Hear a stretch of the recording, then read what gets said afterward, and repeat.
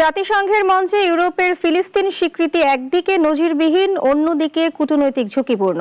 তবে বাস্তবতা হলো মধ্যপ্রাচ্যের সংকটে কার্যকর সমাধানের চাবিকাঠি এখনো যুক্তরাষ্ট্রের হাতেই রয়ে গেছে। জাতিসংঘের মঞ্চে ফিলিস্তিনকে স্বাধীন রাষ্ট্র হিসেবে স্বীকৃতি দিয়েছে ব্রিটেন ও ফ্রান্স। শতবর্ষী ইসরায়েল ফিলিস্তিন সংঘাতের ইতিহাসে এটি এক অভূতপূর্ব ঘটনা। তবে একই সঙ্গে এই পদক্ষেপ বড় কূটনৈতিক ঝুঁকিও তৈরি করেছে। ফরাসি প্রেসিডেন্ট ইমানুয়েল মাখো বলেছেন, শক্তির জোর নয় বরং ন্যায়ের জয় হতে হবে। ইউরোপীয় দেশগুলোর লক্ষ্য হলো দুই রাষ্ট্রভিত্তিক সমাধানকে বাঁচিয়ে রাখা। জাতিসংঘ মহাসচিবও সতর্ক করেছেন, দ্বিরাষ্ট্রীয় সমাধান ব্যর্থ হলে বিকল্প হবে এক রাষ্ট্র সমাধান, যার অর্থ ফিলিস্তিনিদের ওপর স্থায়ী নিপীড়ন।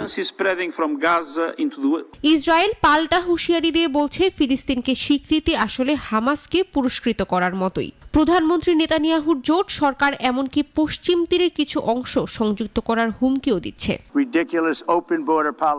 অন্যদিকে যুক্তরাষ্ট্রের প্রেসিডেন্ট ডোনাল্ড ট্রাম্প ইউরোপীয় এই পদক্ষেপ প্রত্যাখ্যান করেছেন। তিনি জাতিসংঘের সম্মেলনে ফিলিস্তিনি কর্তৃপক্ষের প্রেসিডেন্ট মাহমুদ আব্বাসকেও ভিসা দেননি, ফলে তাকে ভিডিও বার্তায় বক্তব্য দিতে হয়েছে। ইউরোপ মনে করছে সামরিক কৌশলে হামাসকে দমন করা সম্ভব নয়, তাই কূটনীতি ছাড়া বিকল্প নেই। সৌদি আরব ও আরব লীগও এবার সমর্থন জানিয়েছে, যা ইসরায়েলকে চাপের মুখে ফেলতে পারে। তবে বাস্তবতা হলো যুক্তরাষ্ট্র ছাড়া এমন কোনো উদ্যোগ সফল হওয়ার সুযোগ নেই, আর ট্রাম্প প্রশাসন সেই সমর্থন থেকে দূরে সরে আছে। তাই প্রশ্ন থেকেই যায়, ইউরোপের এই স্বীকৃতি কি সত্যি কার্যকর হবে, নাকি শেষ পর্যন্ত ফিলিস্তিনের স্বাধীনতার চাবিকাঠি যুক্তরাষ্ট্রের হাতেই থেকে যাবে। ইশরাত জাহান, নাগরিক।